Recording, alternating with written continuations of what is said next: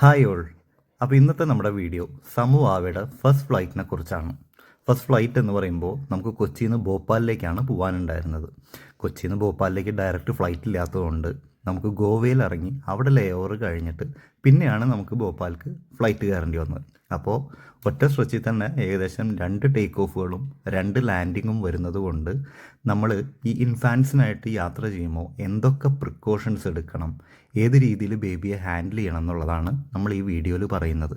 നമ്മൾ പല ജേണലിലും വീഡിയോയിലൊക്കെ കണ്ടിട്ടുണ്ടാവും, ടേക്ക് ഓഫ് സമയത്ത് കുട്ടിയെ ഫീഡ് ചെയ്യണം, അതല്ലെങ്കിൽ ലാൻഡിങ്ങും ടേക്ക് ഓഫും സമയത്ത് ഉണ്ടാവുന്ന പ്രഷർ ഡിഫറൻസ് കുട്ടിയുടെ ചെവിയെ ബാധിക്കുന്നൊക്കെയാണ് നമ്മൾ പല വീഡിയോസും എക്സ്പേർട്സ് പറയുന്നതായിട്ട് നമ്മൾ കേട്ടിട്ടുള്ളത്.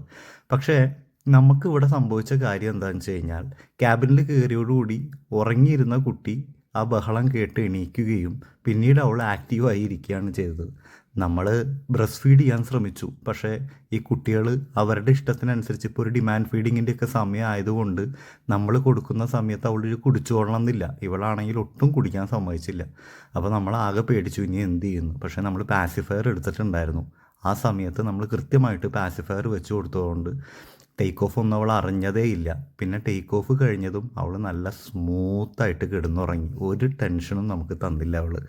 അപ്പോൾ അങ്ങനെ ഞങ്ങളുടെ 2 ടേക്ക് ഓഫുകളും 2 ലാൻഡിങ്ങും വളരെ സ്മൂത്തായിട്ട് തന്നെ നടന്നു. ഇപ്പോൾ കൊച്ചു കുട്ടികളെയും കൊണ്ട് യാത്ര ചെയ്യുമ്പോൾ പല കൺഫ്യൂഷൻസുമായിട്ട് ഇരിക്കുന്നവർ ഒന്നും കൊണ്ടും പേടിക്കേണ്ട. അവർ നമ്മളെക്കാൾ ഈസി ആയിട്ട് ഈ സിറ്റുവേഷൻസൊക്കെ ഹാൻഡിൽ ചെയ്യും.